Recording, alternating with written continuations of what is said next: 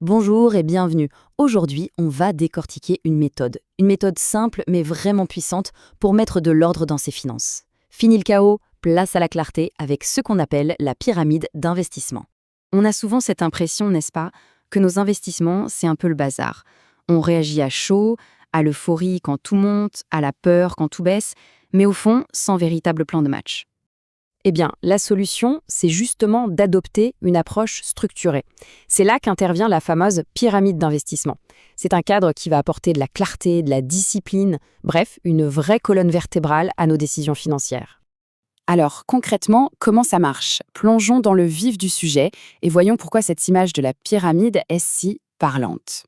L'idée fondamentale, elle est toute simple. On construit de bas en haut. On commence par sécuriser la base avant de s'autoriser à prendre des risques. En procédant comme ça, niveau par niveau, du plus solide au plus spéculatif, toute la structure devient incroyablement plus solide. Ça permet d'éviter les décisions prises sous le coup de l'émotion. Et comme pour toute construction qui se respecte, tout commence par la base, les fondations. Ce premier niveau, la sécurité, attention, son but n'est pas de rendre riche, pas du tout.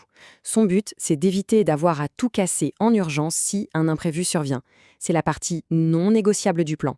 Pensez-y comme un amortisseur, ou mieux, un airbag financier. L'objectif ici, c'est la protection et la liquidité. Avoir de quoi tenir 3 à 6 mois sans revenu, par exemple, c'est ce qui empêche de devoir vendre ses investissements de long terme en catastrophe, souvent au pire moment. Pour cette base, on charge donc des actifs sûrs, stables et surtout accessibles immédiatement. On parle ici de choses assez classiques, des comptes d'épargne réglementés, des fonds monétaires. L'idée, c'est vraiment la tranquillité d'esprit avant tout. Ok, la base est en place, elle est solide. Maintenant, on peut commencer à construire les étages supérieurs, ceux qui vont vraiment faire travailler l'argent. On passe à la génération de revenus et de croissance. Et là, on arrive au cœur du réacteur. Ces deux étages, ce sont eux le véritable moteur du portefeuille. C'est là qu'on va chercher à la fois à générer un flux d'argent régulier et à capter la performance des marchés sur le long terme. Le deuxième niveau, c'est celui des revenus. L'objectif ici, c'est la régularité, la prévisibilité. On veut un cash flow qui tombe de manière constante. Pour ça, on peut penser à des obligations d'entreprise ou à l'immobilier, que ce soit en direct ou via des SCPI, ces placements qui permettent d'investir collectivement dans la pierre. Juste au-dessus, on trouve le troisième niveau, la croissance. Là, on change de philosophie. On ne cherche plus un revenu régulier, mais une appréciation du capital sur le long, voire le très long terme. Ça implique d'accepter plus de volatilité, bien sûr, pour aller chercher plus de performance. Alors une question se pose souvent. Où placer les actifs plus modernes, comme les crypto-monnaies? Eh bien, c'est là que la pyramide est géniale. Elle impose une discipline. Elle nous force à les classer correctement. Non pas dans la base de sécurité, bien sûr, mais comme une petite partie du portefeuille de croissance et même une partie à haut risque. Et pour gérer ce risque, il y a des règles claires. D'abord, se concentrer sur les actifs les plus établis. Ensuite, éviter de vouloir timer le marché en investissant de manière régulière. C'est la fameuse méthode du DCA, ou investissement programmé. Et enfin, le plus important, sécuriser ses actifs soi-même hors des plateformes d'échange. C'est une approche vraiment méthodique. On a monté les étages un par un. Et on arrive maintenant tout en haut, au sommet de la pyramide. C'est la partie la plus petite, mais potentiellement la plus explosive. Ce quatrième et dernier niveau, c'est la spéculation. C'est ici qu'on peut tenter des paris, des coups à haut risque et, on l'espère, à haut rendement. Mais attention, la règle est d'or, on n'y met que de l'argent qu'on est prêt à perdre en totalité. Et c'est ça, la règle d'or. Un échec tout en haut de la pyramide ne doit jamais, au grand jamais, mettre en péril les étages inférieurs. C'est pour ça que cette partie doit rester la plus petite de toutes. Une perte ici, ça doit être une leçon, pas un drame qui détruit tout le reste. Et voilà ce que ça donne concrètement. Regardez, pour un profil prudent, la base de sécurité peut représenter jusqu'à la moitié du portefeuille. C'est énorme. À l'inverse, pour un profil plus dynamique, cette base est bien plus réduite.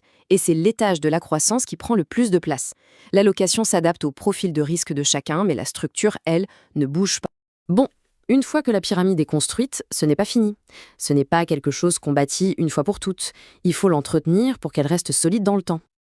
L'outil principal pour cet entretien, c'est le rééquilibrage. C'est un concept clé. Imaginez que vos actions, les tâches croissance, s'envolent. Super, mais du coup elles pèsent peut-être beaucoup trop lourd dans le total. Le rééquilibrage, c'est l'acte discipliné de vendre une partie de ses gains pour racheter des actifs des étages inférieurs, ceux qui ont moins performé. En gros, ça force à vendre haut et acheter bas. C'est contre-intuitif, mais c'est la clé. Et toute cette structure, au final, elle sert à une chose, se protéger de soi-même, de nos propres émotions.